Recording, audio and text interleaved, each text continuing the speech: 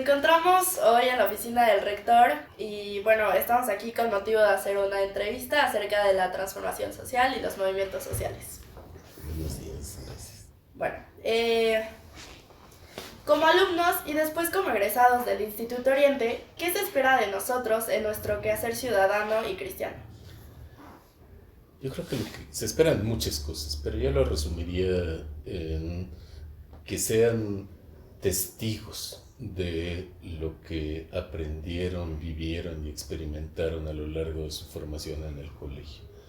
Es decir, que den testimonio de la experiencia de ser para los demás, de vivir en el servicio a los más necesitados, que den testimonio de todos los valores que fueron no solo conociendo, sino experimentando a lo largo de su formación en el colegio. Muchas gracias. ¿Cuáles cree que son los retos a los que nos enfrentamos actualmente? Creo que son los retos propios de la situación que vive nuestra sociedad.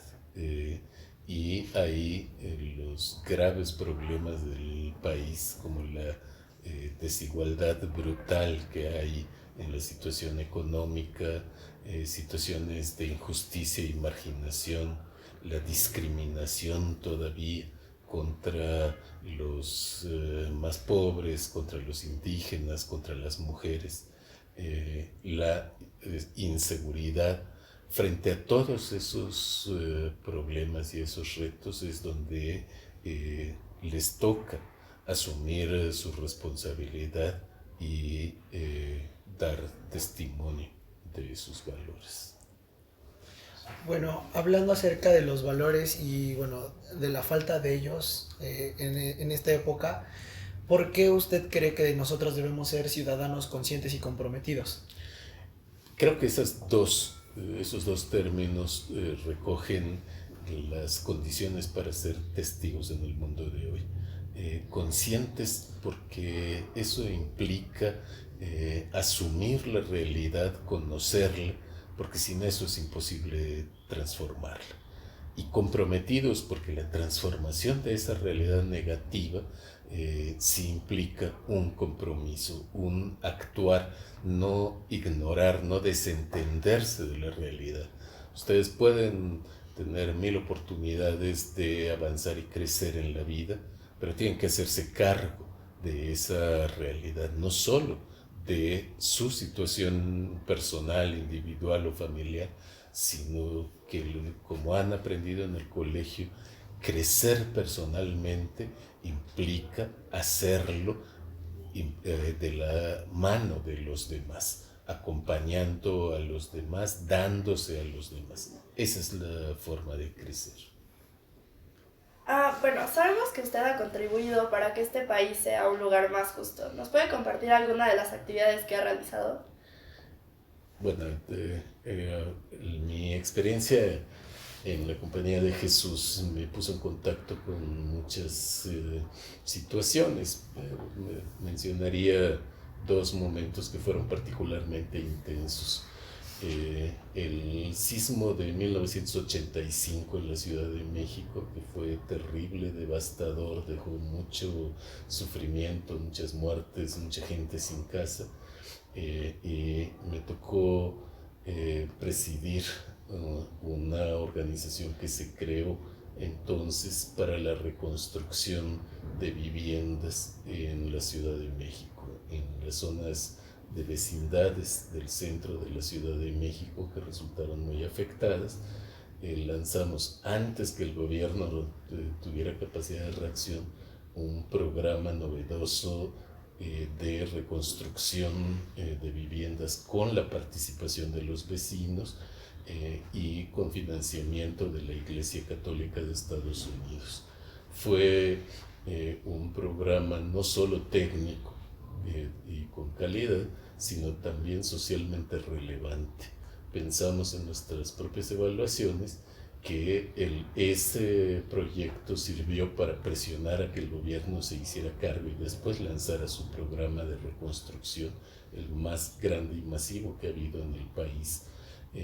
Y también fuimos los impulsores de la iniciativa de expropiación de vecindades que permitió que los damnificados no fueran revictimizados siendo inquilinos desalojados de sus viviendas. Creo que fue un momento de gran movilización social en lo que me tocó participar. El otro momento que podría mencionar es el del conflicto en Chiapas. Después del alzamiento del ejército zapatista en enero del 94, el obispo de San Cristóbal, don Samuel Ruiz, me invitó a colaborar con él como asesor jurídico en las negociaciones de paz entre la guerrilla y el gobierno federal.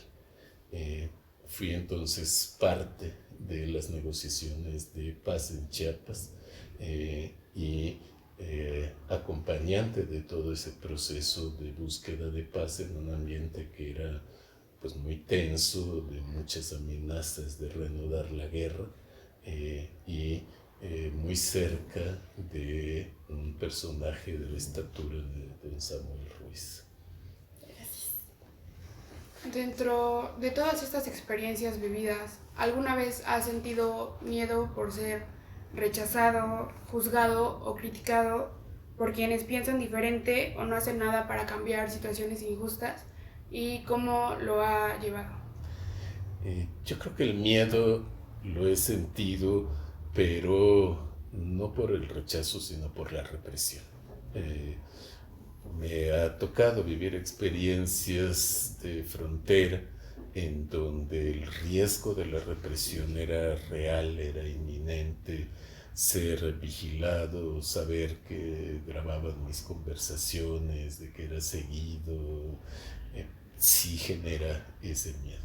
Pero ahí aprendí que lo importante no es no tener miedo, porque eso es casi imposible, sino saber qué hacer con ese miedo, no actuar en función del miedo, sino actuar a pesar del miedo.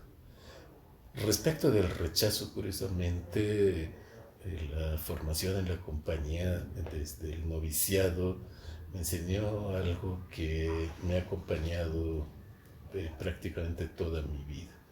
Es Jesús el que les dice a sus discípulos cuando los envíe a la misión, no tengan miedo de los que los van a perseguir o despreciar. Eso expresado de una forma muy bella en un canto que teníamos en el noviciado en las Eucaristías, dice, si por mi causa te desprecia el mundo, alégrate y regocíjate. El desprecio, la descalificación, la difamación son propias de quien se compromete. Solo no haciendo nada puede estar uno tranquilo con su fama. Comprometerse implica asumir ese riesgo, pero el mensaje del Evangelio es: cuando eso te suceda, no te preocupes, al contrario, alégrate y regocíjate si es por causa del Evangelio. Hace algunas preguntas usted habló acerca de una transformación y realmente nosotros como jóvenes siempre tenemos esa curiosidad de cómo llegar a ella. Por eso le voy a preguntar, para usted, ¿qué es trascender? Yo creo que trascender es ir más allá de donde estamos cómodamente instalados. Hay muchos espacios, dimensiones de la trascendencia. Por supuesto que cuando hablamos de trascendencia estamos hablando de Dios mismo, el Dios de Jesús. Pero trascender personalmente no es ser el popular, el famoso, es realmente salir cada uno de nosotros mismos, hacernos cargo de la realidad, comprometernos con ella y dar nuestra aportación, la que nos toca a cada uno.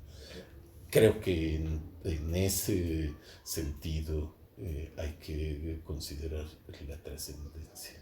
Muchas gracias.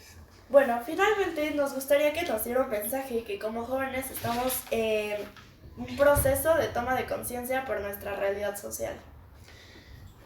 Pues el mensaje que yo les daría es que sean fieles a sí mismos y al evangelio al que conocieron a lo largo de su formación en el colegio. Ser formados en la espiritualidad y en la educación ignaciana implica que la fidelidad al evangelio y a ustedes mismos los va a poner en la línea que se ha buscado a lo largo de su formación.